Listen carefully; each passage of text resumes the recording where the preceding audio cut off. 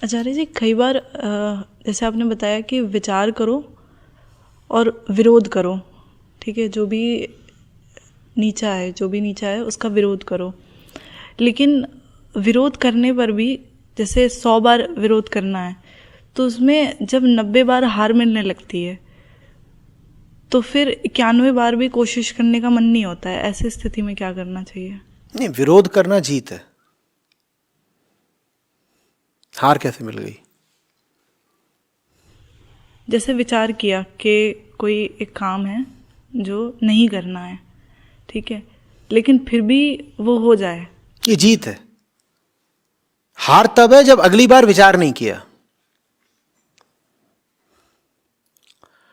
यहां हार जीत की परिभाषा बहुत स्पष्ट होनी चाहिए।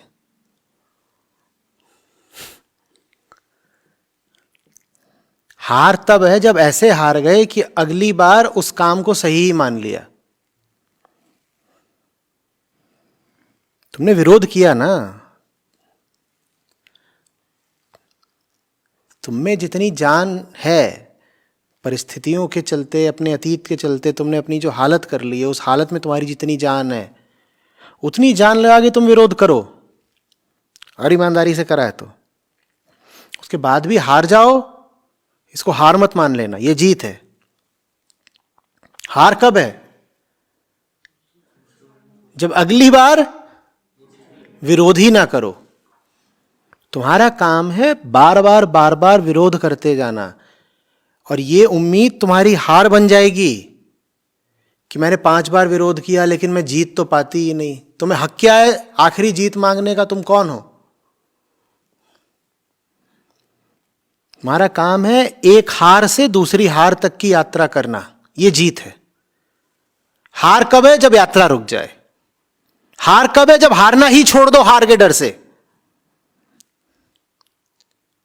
तुम्हारा काम है बार बार मैदान में उतरना हारने के लिए, यह जीत है। हार कब है? जब मैदान में उतरना ही छोड़ दो। ये बात समझ में नहीं आ रही होगी। समझ में नहीं भी आ रही तो समझने की कोशिश करती रहो, ये जीत है। हार कब है?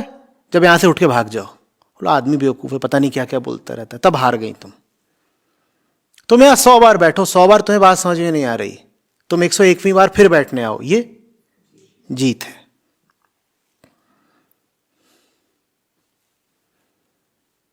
हम तो ऐसे जीतेंगे। कैसे? बार बार हार के। अब हरा के दिखाओ। तुम जितनी बार हमें हराओगे उतनी हमारी जीत पक्की होती जाएगी।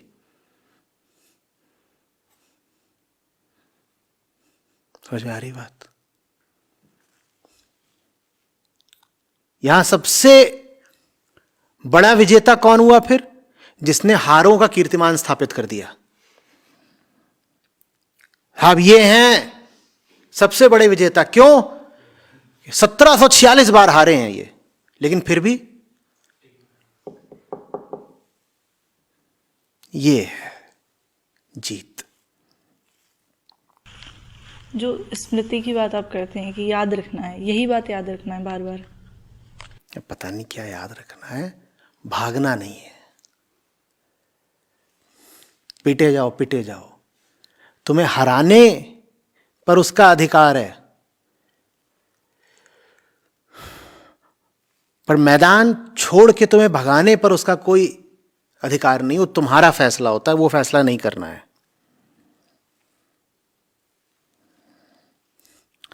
और अपने आप को इतना गुणी, इतना बलशाली, इतना योग्य तो समझ ही मत लेना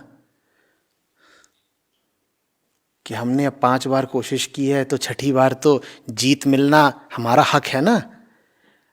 कोई हक नहीं है आपका। भूलना नहीं कि गर्भ से क्या पैदा होता है। कौन? गर्दभ।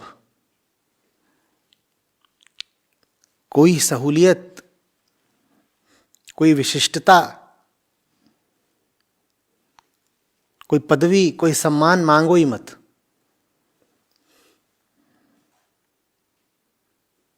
जिंदगी तुम्हें तुम्हारी बड़ी से बड़ी कमजोरियों से और घिनौने से घिनौने रूपों से परिचित कराती जाए, उसमें कोई ताज्जुब मानो ही मत, क्योंकि हम पैदा ऐसे ही होते हैं।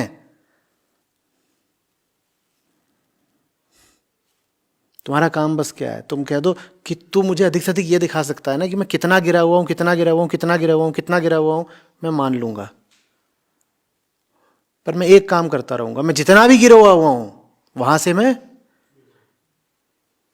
ऊपर उठता रहूंगा। जितनी भी गति संभव है, जितनी भी मेरे पास ताकत है, मैं यथासंभव यथाशक्ति बस ऊपर उठता रहूंगा। ऊपर उठने से तो कोई नहीं रोक सकता ना मुझे, ये मेरा काम है। तुम मुझे अधिक से अधिक यही बता सकते हो कि मैं और ज्यादा गिरी हुई हूं, मान लिया, हो सकता है बिल्कुल।